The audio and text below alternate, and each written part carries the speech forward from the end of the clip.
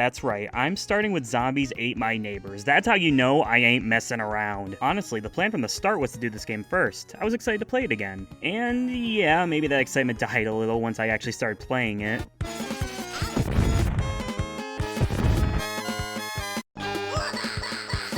Zombies Ate My Neighbors was originally released back in 1993 and was recently released on all modern platforms along with its sequel, Ghoul Patrol. It's an arcadey top-down run-and-gun where your goal is to save all your neighbors in each level before any enemy can reach them. Once they're all saved, or killed, you move on. Simple and easy to understand, and that coating of spooky Halloween vibes is icing on the cake. Sure, you got zombies running around, and there are also mummies, chainsaw men, alien spores, ants, giant baby. Well, I thought this was Zombies Ate My Neighbors, not Monsters Ate My Neighbors.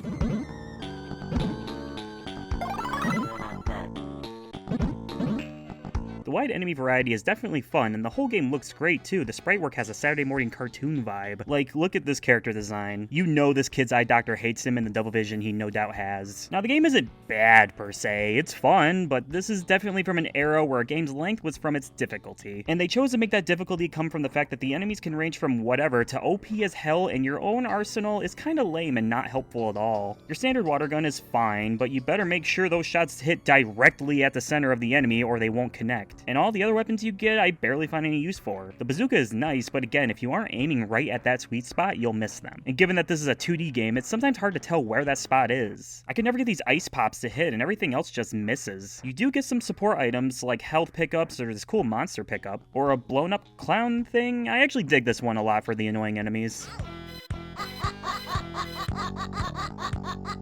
Most of the time, you find them in cupboards or other containers, which can also hurt you if RNG decrees it so. It's these old game design elements that doesn't really jive well today. I'm always down for a challenge, but when it just feels like the game is constantly working against me or doesn't give me the tools I need to succeed, it just stops being fun to try. Which is a shame. I really like the level and enemy variety and always dig whenever a level is based upon one of these new enemies. But sometimes you'll get shit like this.